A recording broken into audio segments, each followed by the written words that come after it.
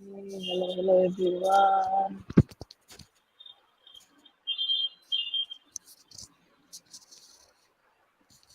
Shobha ji,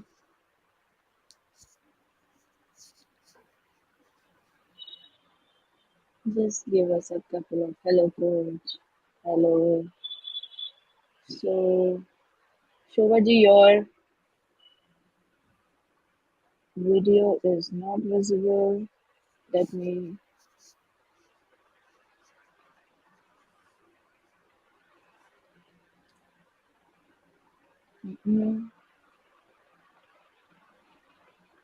Have you. In the meanwhile, guys, Shobha ji is joining the live. Let me just see. You're unable to join. Let me send again.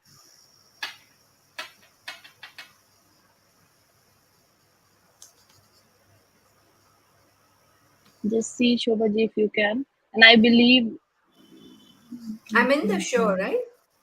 yeah, but your video is not visible. Oh, If you can should just I leave and come back? yeah, you can leave and come back. And I've sent you a request on Insta again. So, in the meanwhile, let me welcome the audience here. Hello, everyone. Welcome to episode 16 of Thoughtful Thursday. I mean, it's like actually very fascinating and overwhelming to, when we realize and come to know that we started last year, we had season one, and now in season two, we have reached 16th episode. So it's a wonderful experience, and Thoughtful Thursday this time is all about making the young brigade have that faith in them, that passion that they have, the thing that they love, they can easily pursue that and actually make them into their living. I feel Nanda Shobha ji is unable to join on Instagram. I don't know. I feel, is this the same problem that we had, because uh, Shobha ji is from another country. She's from Hong Kong. And when we had Fahmil in our second episode, we faced the same issue. Perhaps it is the same thing happening, but let me try. So, in case that happens, our Instagram viewers, then we will have to be live on Facebook, LinkedIn, and YouTube, and you can catch us there. I feel, Shobhaji, this is one thing that's happening, that we are not able to join on Instagram. The reason being, we both are from different countries. So Hmm. sometimes, Instagram has this problem. So never mind, all the audience, like Varnit, Amreen, Aftab, and many other who are there. I just want to tell you that you can join us on our Facebook Live, on our YouTube or LinkedIn. There we are, going to have this episode. So by from here, catch us on YouTube, Educate to Elevate. You can search that, subscribe to our channel. So from here, let me end this and let us have it from here. So Shobhaji, you need to plug in your laptop I do? headphones Okay. now so that you can hear me. Okay. Yeah, Okay. Instagram is actually updating its interface also, so it's getting new updates, and a lot of many things are there which are going crazy on it. A lot of people who are in the digital marketing field are getting all bonkers with that, but never mind. Let's start with our show. All right, everyone, I would like to welcome you again to our episode 16 of Thoughtful Thursday, presented by Educate to Elevate. You are seeing two faces here. Usually there are three faces. So the reason why Nandaji is not here, because she is not in a situation that she can speak. She's just got a dental procedure done, and her, face is swollen and she's in pain. So I told that it's okay. You take rest. The show must go on. But today's episode is really special because the person who is with us, Shobhaji, is not only somebody who I admire and get inspired by, but she is a sweet friend as well. And it's always, every time I had a talk with her, a conversation, I feel I learn a lot. Such a sweet and pleasing personality. And talking about Shobha Nilani, she is a multi-genre author, and she has many feathers to her cap. Not only being an author, she's also a ghost writer for a lot of people. She's a mindset shift coach as well.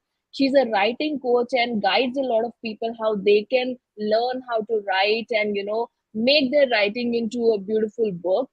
And recently, she has written a book on self esteem by the name Reboot, Reflect, Revive. Self esteem in a selfie world. That's a very beautiful and intriguing name, and it has really become very popular, and it's raising awareness on self esteem.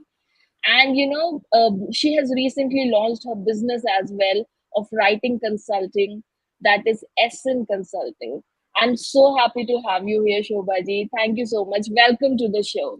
How do you Thank feel? you. Thank you so much. Can you hear me? Can Yes, you hear? clearly. Yeah, okay. Thank you so much, Uzma. I mean, you're such a bubbly and fun-loving kind of personality. I just enjoy chatting with you, and every time I see you and your, funny Insta reels and posts, I just feel like puts a smile on my face. So thank you so much, Thank Uzma. And I'm just so happy to be here to share my thoughts and to share about writing, which you know is my passion, and lately coaching. But thank you so much for inviting me today.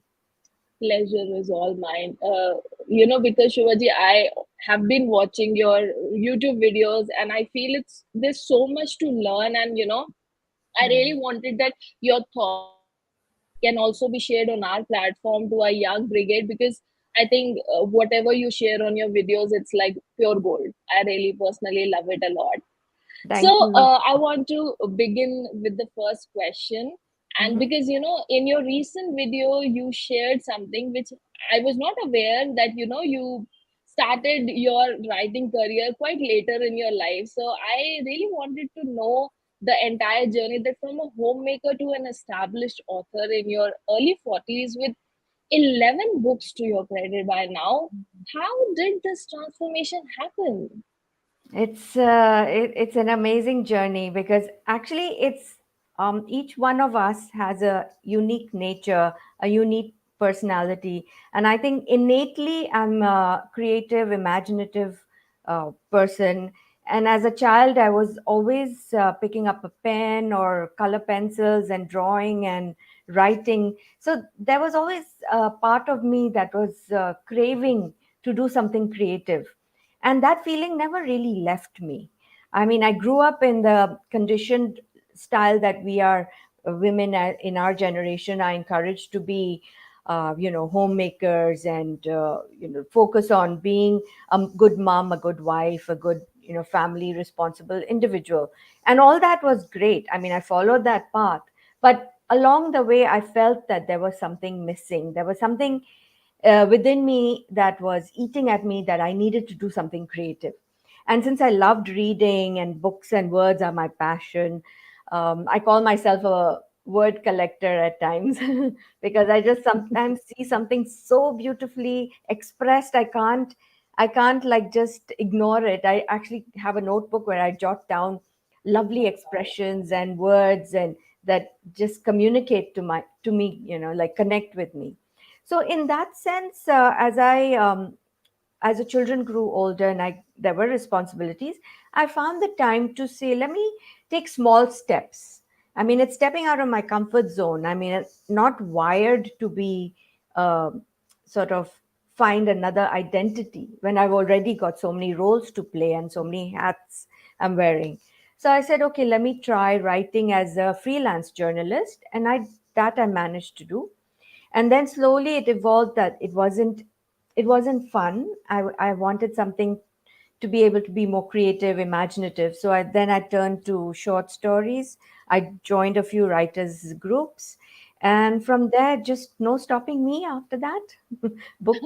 I saw my first book and I couldn't stop after that. So amazing. So, how was the response of the family, Shobhaji, when you decided one fine day that no, I have to do it professionally more than just, like a hobby of writing or something that's a leisure writing kind of a thing? Well, it always came across as hobby, and I always undermined it and sort of downplayed. No, no, it's my hobby. I'm just doing this for fun. I enjoy it. And everyone was supportive because everyone has their own hobbies.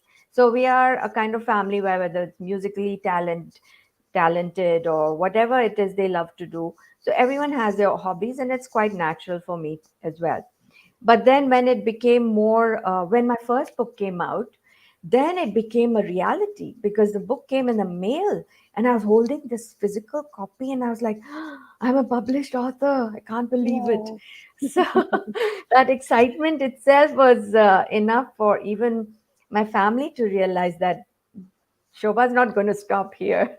She's going to keep So going. Yeah, so that yeah, very supportive, very encouraging, and in a way, it also sets an example for the children because then they see, oh, mom is so committed, she's so disciplined. This time she's sitting here and she's focused, she's doing this, then she's going and doing other, family roles, playing the responsibility of a mom and all. So it sort of teaches them that time management skills. When you start a project, don't leave it halfway, complete it. So it also set an example to my children as well. absolutely. This is actually a very beautiful angle that you have shown, that often, homemakers, when they have to start working, there's a lot of self doubt, not only Mm. about the performance, but the fear of this time management part. Okay, will I Mm. be able to strike a balance? But the thing that you have shared right now, that it also sets an example for the kids, that how you can manage your time and you can be professional and ethical in the work that you deliver on, the deadlines, and then you're Mhm. doing the work which is required to be, for the family. So I think Correct. that's really beautiful, and a lot of females would be inspired by that. And Hmm. you just shared that when you held the book, you had, that goosebump feeling. And Mm. I really like this, since I'm a Potterhead. So I just share that, Please. Dumbledore's line when he said, the words have the power to heal and inflict pain, and as well as, they have the power to heal. So Mm. yes, language and words do have power. So I would really like to know, Shobhaji, that what is that one defining moment that made you realize that yes, my words or language or my books, they had power? It was multiple things happened along the way. More like when we hear people and the way they express themselves. For example, in the older generation, they would say, "Watch your words because they can cut like a knife," or "Watch your words, you can't take them back. So think before you talk." Or things like, "Oh, you have 2 ears, one tongue, so listen more double than you speak." Things like that. When you Yes, hear all these things along the way, then you realize that words do have power. And it is true. A lot of people, when they are hurt by criticism, it becomes something they can never forget. So that's how I have understood along the way in different aspects of life that words carry so much um, power in the sense that you can actually cut somebody down and you can actually lift them up as well. So, in that sense, I felt that the way I write, the way I express myself, I think carefully what I say and to whom I'm saying certain words. And I don't like to trigger a reaction from somebody who may be going through a phase in their life, and they may say something out of, some people have that thing in their mind. They may say something out of anger or impatience or irritation, but it's because they are going through something in their lives and they don't really mean it. So in many ways, we have to see how the words are expressed, from what angle it's being shared, and how it's communicated. So words, yes, have power, but also the body language, the tonality. I think we've done that we've learned so much about that in coaching as well, as a yes. life coach. Yeah. In fact, I was about to add to this only, that like I made one video also once, that was power of words, and not only to others, what we speak to ourselves, the kind of words we use to Mm, describe an experience. So that mm, also, affects our energy, our mood, and mindset as correct. well. So if it's a small bad thing, but our habit is to use a very strong negative word for it, like, I'm devastated, my life got Mm, ruined. These are the common phrases that even the teenagers and kids use so much. But yeah. I mean, your brain is registering that your life is ruined, and it's going to send that energy to you. So yeah, Mm, I absolutely agree that words have a lot of power, yeah. and that's true. So Mm, this is something that I think a lot of people who are aspiring authors, or even like I know a lot of people who follow us on Educate to Elite, these young kids who are content writers, or they have their blogs on which they write their poems and stuff. So mm-hmm. when it comes to writing a book, of course it's a big idea and people get overwhelmed. It's not a small thing.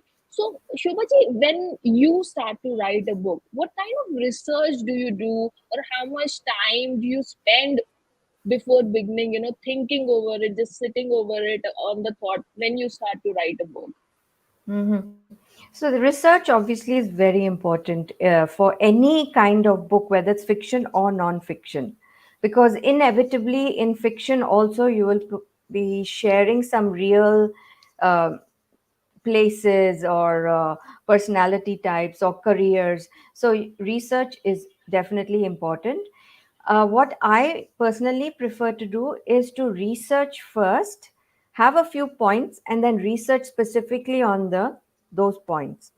Why? Because when you start researching, it's a bottomless pit on True. wherever you go. Whether you ask people about a certain topic, or you Google, or you explore through books and other ways, there's just so much knowledge and information you can gather. Now, you don't want to put all of that like a dump into your book. You want to take out the relevant points that will add value to what you are sharing. So I research first, then I write a skeleton structure. And then when I'm writing the chapter by chapter, then I go a little bit more deeper in that specific topic for that chapter. I won't explore into a broad way. I'll pick one word that is relevant to enhance the chapter. So research is a tricky thing, because you just end up with so much information, and then you get overwhelmed, and then you say, now from this what shall I use, because then, Yeah. because everything is so interesting and unique. But you Yeah. first take a step back. Yeah, you take a step back, you jot down what is your book about, what is the goal you want to achieve with this book, and what is your um, idea that worth sharing, so to speak, to an audience or reader, that's so different from other ideas that's already been shared. So that's True. that. As even with content, we have to think about it in that way. There's so much content on even self-esteem. For example, I wrote the book on it. I had to pick something that was that connected with me, and then I did the research on that angle. Hmm. That's actually a great takeaway, that you think of the idea first that resonates with you, because of course no matter what topic you choose, you'll get plethora of knowledge about it on the net, and Mm. then making a skeleton and then working on specific topics. That's really Mhm. beautiful. And like I'm just curious to know that, when it comes to most probably fiction, because in self-help you can always make a structure. So like, or maybe if it's a combination of fiction non-fiction kind of a book, so do you like first decide and kind of make that index and the chapters and then make the content, or sometimes it's more like free flowing, first writing everything and then seeing what can go in which chapter? What's your approach in that? You mean in fiction? Yeah, in any, I mean, Okay. generally on in book writing. Okay, so for example, I'll share for fiction, because if supposing there is a very strong premise that I want to share, for example, monuments in India, okay, heritage sites and conspiracies surrounding them, or art is being stolen from India and then sold overseas, and okay, so that's a very strong premise. Then I'll do some research around it. Then I'll find a particular character who is probably aligned to that field. Maybe she's a art curator, which I've written in one of my books. And then I explore her job description, because then I'll know what she Oh. does, how she manages the art gallery or a museum. and how the journey of a sculpture or a rare artistic item from India, how it travels overseas. So then I'll do that whole research. Then I weave my story around it. But yes, because it's so scattered in terms of my idea, I have to first structure it, and then it'll be a free flow writing, which is very rough draft. And then I will see what is relevant, what is not, what I need to add, what I need to take out. Okay. This Mhm. actually has actually given a lot of clarity because, and I feel when I'm listening to you, even the research part, which I felt must be a boring part, it is sounding so interesting when I'm hearing Mhm. it from your side, like Yeah. researching the job description and this and those many things. So, Shobhaji, you have, written in men, you have written non-fiction also, you have written fiction, self-help books. Since you're a multi-genre author, which all actually different genres of writing you have till now touched and done in your 11 books that you have written? So the majority was fiction, and Mhm. then then it was a biography, a memoir, and then I went into the self-help field. And that's the only thing that I think it was part of a journey. I mean, it's not that I don't want to write fiction. It's just that I've moved away from there slightly, and I've moved now in the nonfiction space. And I read a lot of nonfiction books, so I'm enjoying that process, because it's also helping me in many ways in that journey. Yeah. I would also say I am actually a late reader, I would say, who bloomed later. Earlier, I was kind of that person who goes to the library and gets a headache. And then once, like, we used to have these library periods and we were given a book and we were supposed to read it in that 1 hour. So I happened to get this kind of Mills and Booth kind of a book. Is there Sweet Valley? Not many people know about it, junior high. I found that book. I was in my teenage, and I was like, "Wow, this is really cool story," and all those. And then I got hooked up on that, and then I started reading. But now I feel like even now because of course when we have become life coaches, so now the interest in reading more of self help books have started, Mhm. and Mhm. it's actually making us also, I feel, more grounded and Mhm. understanding how we can work on our own self and then actually help our clients as well. So yeah, I really Yeah. can relate to that point. Mhm. And you were saying this thing, the point that you said, Shobhaji, that you think of a topic and then you feel about it, what is new in it that I can give to the readers. Mhm. So when it comes to writing book, like even if we see movies, so Mhm. people think कि भाई audience जो बोले जो चाहे हमें वैसा बनाना है, or maybe any kind of artistic field which is there. So when it Mhm. comes to you choosing topics or writing book, do you try to be original, going by your gut feeling, or do you try to go by what's in the trend and what the readers want to read? What's your approach? My personal approach, I call myself a creative rebel because introvert though. So what I like to do is, if something fascinates me and I'm curious about a specific area or topic, like for a brief stint it was all about superheroes. I know you love superheroes as well. So I said, oh, in India there are amazing number of superheroes. So King Ashoka's Nine Unknown Men, I wrote a trilogy on that. But I weaved a tale to spin it in a way that shared that in the ancient scriptures there was advanced knowledge. Okay, so when you come up with an idea like that's that you connect with, I think it's aligned with you, because everyone's unique in the way of expressing themselves. So you can have countless romance stories, but every one is unique based on how the author's approach or the author's perspective or maybe even experience in romance. So similarly, if I'm writing about a conspiracy theory, so this is my approach on how I see superheroes or how I relate to the storyline, and that's like pushes me to share it in my own way. So I do, of course, keep in mind that a reader should enjoy it, in the sense that if they pick up a book, they're spending valuable time reading my book. I want to give them something worthy of their time. I want to give them, even if it's some related to research that I have done about history of India, I want to bring it in the dialogue between two fictional characters. So I feel if I'm sharing, it should also be in a way that fascinated me. I would like my readers to feel that they are fascinated by the idea as well. True. And when you said Indian superheroes, immediately I thought of Super Commando Group, Nagraj Doga, and then you said King Ashok. I was like, oh, this is different. This is Yeah, it's something different. unique.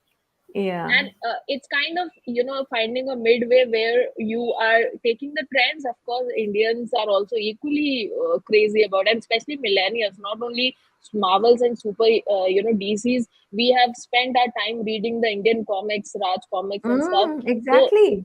yes, I grew up so reading they those. Yeah. yeah, I Mm. think Gen Z really lack these things. We were the lucky ones. We Yeah. had so many things to enjoy. And Yeah. then from the superhero, coming to the point which you related to, and you wrote about the scriptures part, the ancient Ashoka's time. So that's Mm. really fascinating. And Hmm. what I'm hearing, that it's the book reading itself, when you started taking it as a profession, and of course you cannot take it lightly.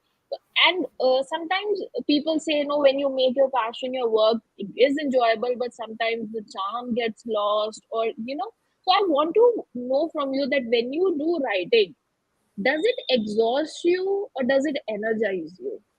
Hmm. That's a good question, because yes, it does. It is exhausting. Being creative, you dispense a lot of energy sharing your work, because you're going through your character's journey. It could be emotional journey, it could be a happy journey, but you're expressing it along with your characters and in your story. So when you get in the zone, it takes a lot out of you.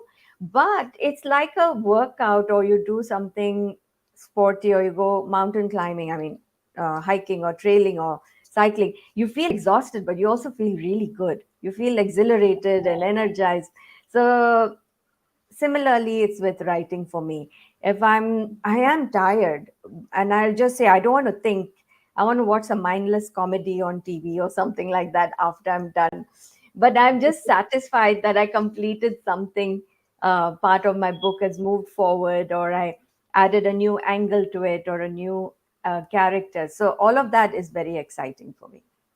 Yeah, because like before the live also, when I was sharing, I that day I did not plan on doing anything else but writing that story that I had been procrastinating. And after writing half of the story, I felt, damn, I feel so tired, and I felt, what have I done the whole day that I'm feeling tired?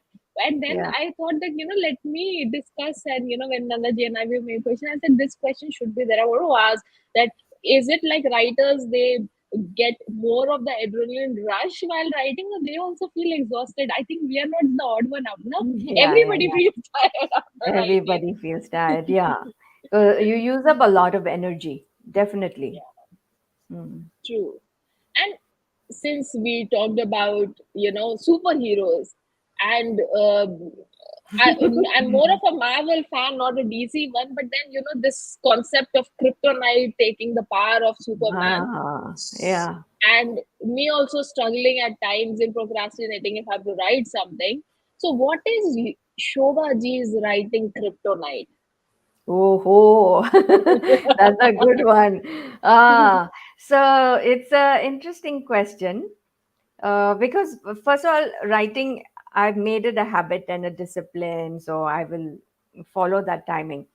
But if there's something really exciting that's going to happen, say travel plans, um, and then I'm thinking about the travel plans, then I cannot focus on writing. So you could call that my kryptonite. When I'm planning a trip, maybe to India or anywhere else, even a short retreat, if I'm going away for a while, it's so much like, oh, I need to do this, oh, I'm going to do that. So then I can't focus on the writing part.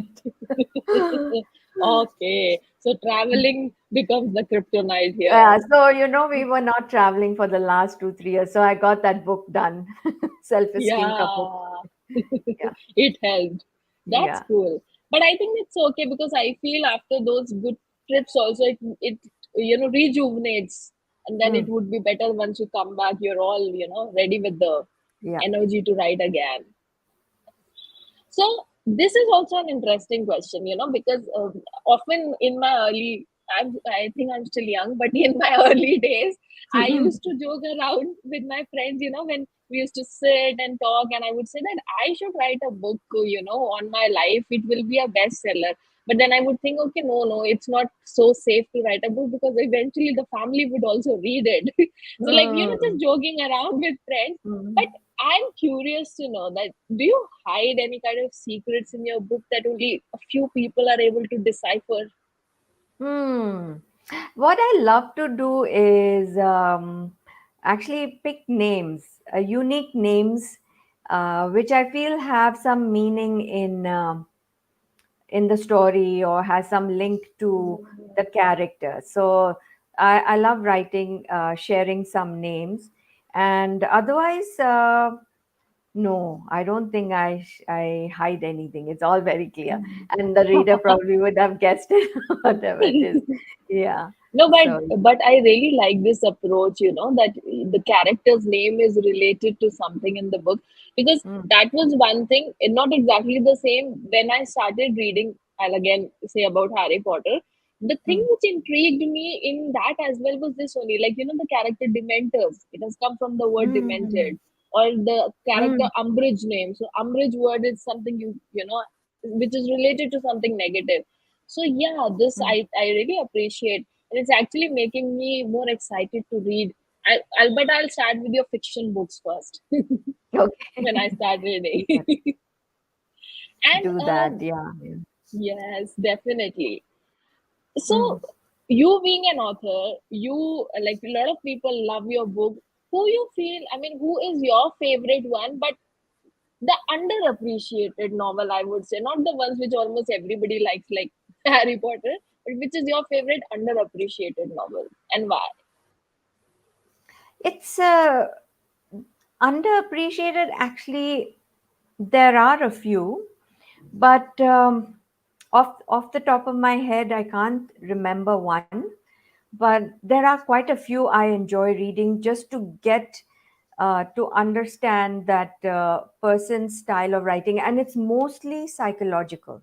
Psychological thrillers are the kinds of book that I love to search for and I like to read. So there are quite a few out there who are not very well recognized, but I just love reading some of their work.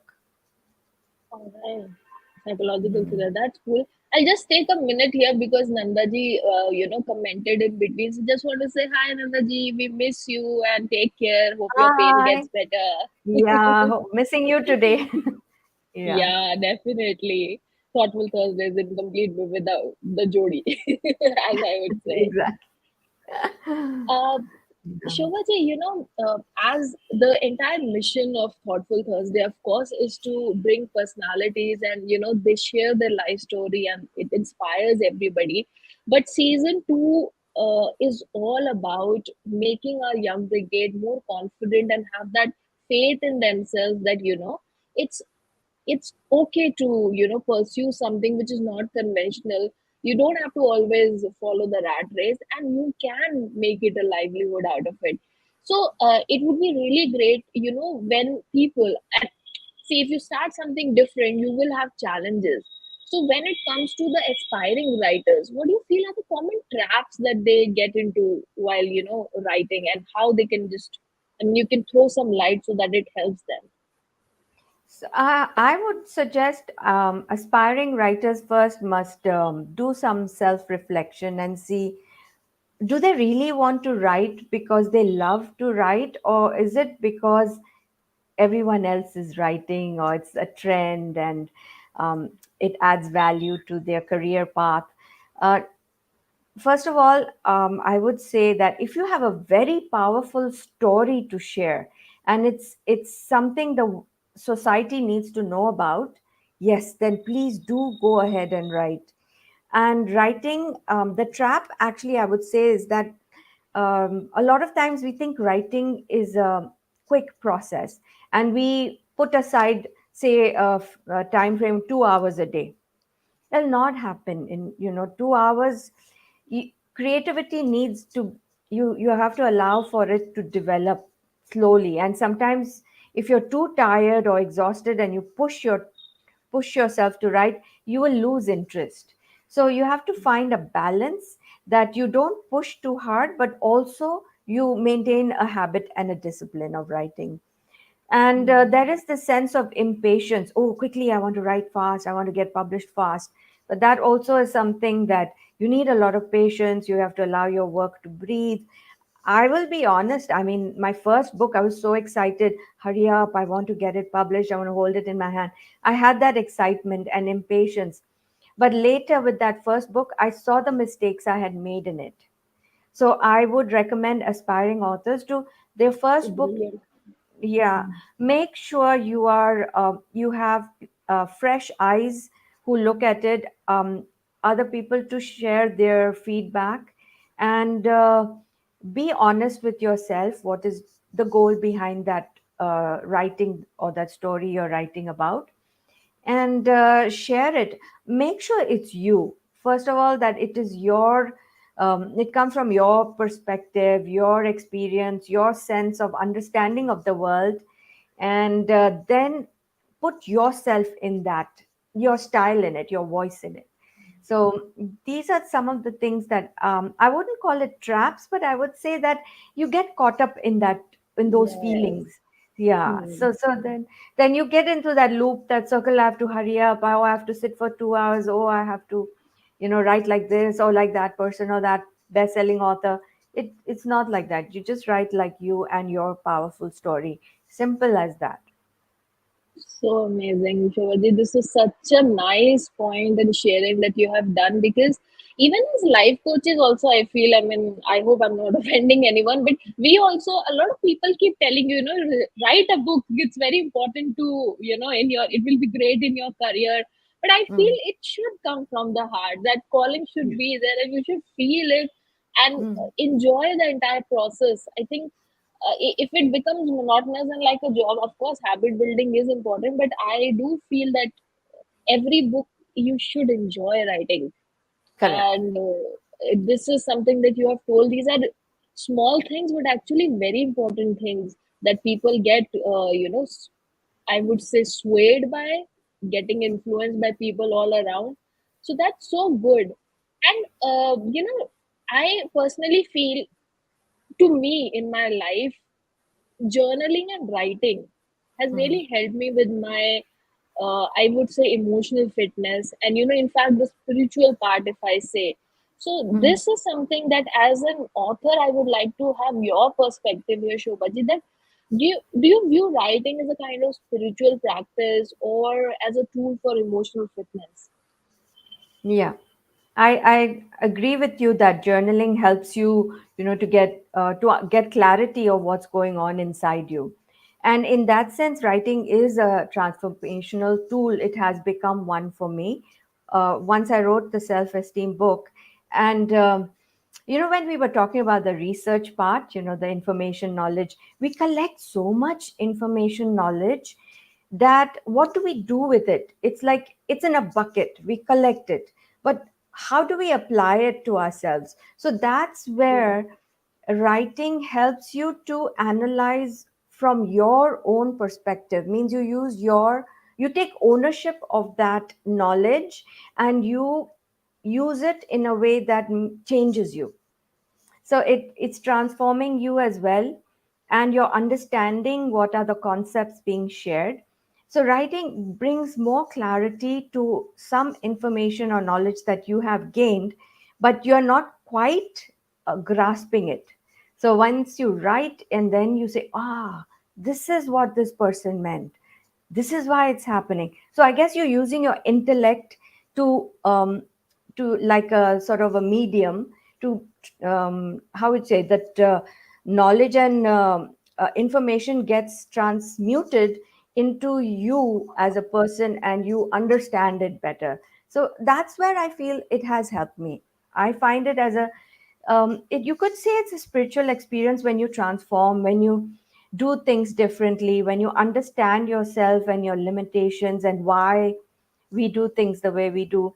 I mean, sometimes I joke, I say, I was writing mysteries. Now I'm delving into the mysteries of the mind because there's so much to learn about our own selves.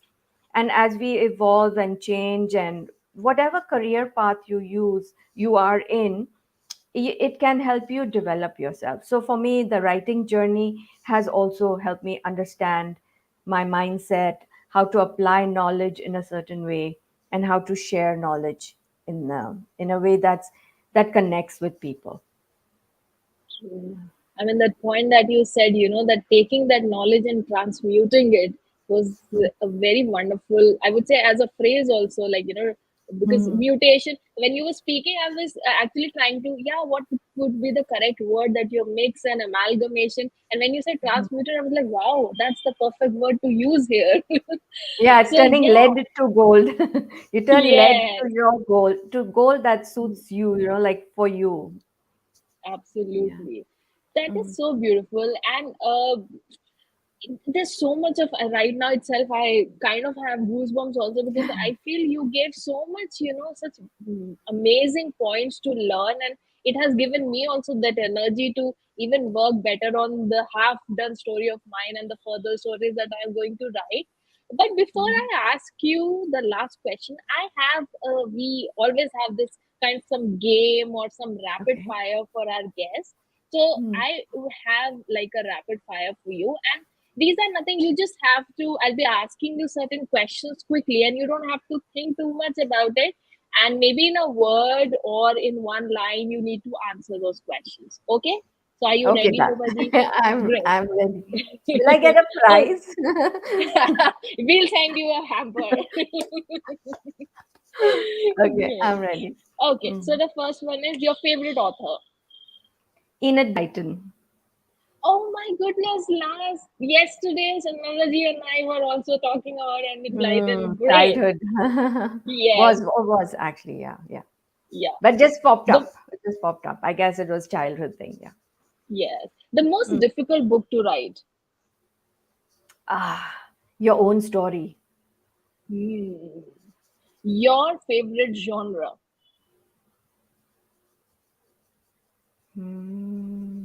Neuroscience now. Coming Yes. far but yeah, neuroscience now. Okay.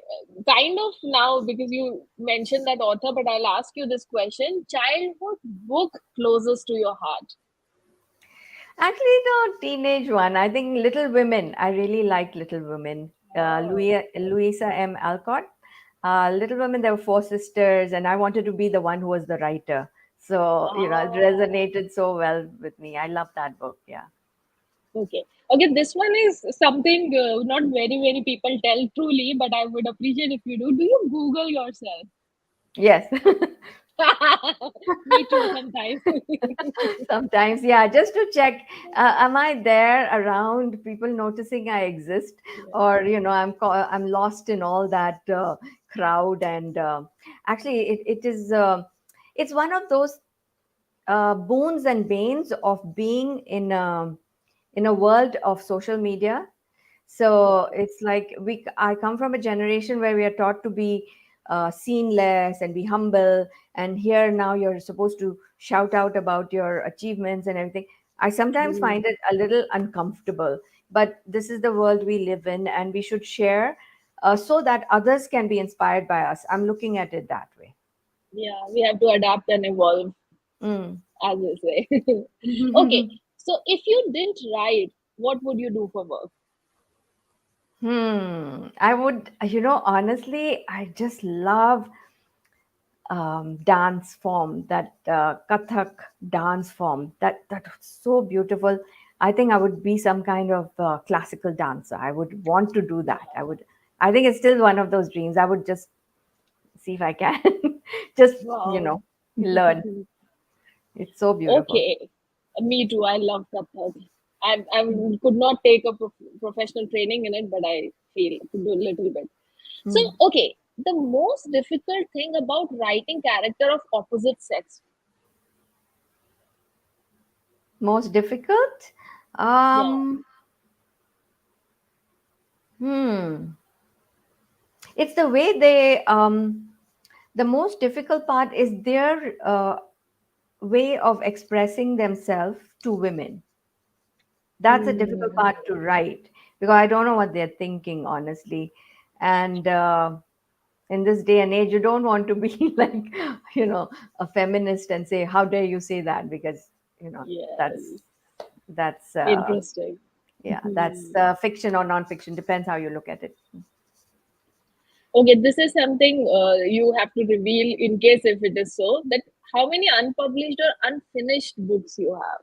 Oh, I can show you my drawer full. There are at least Okay. 3 or 4 lying somewhere collecting dust.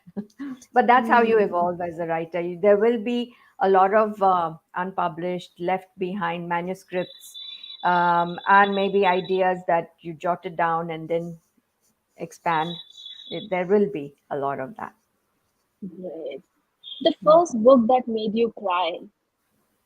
The first one that made me cry was honestly, it was Unresolved. It was the psychological thriller that I wrote, Hmm. Unresolved, because I put a relationship between the sisters, and so it was a very touching relationship. So I did shed a few tears because of the love between the sisters.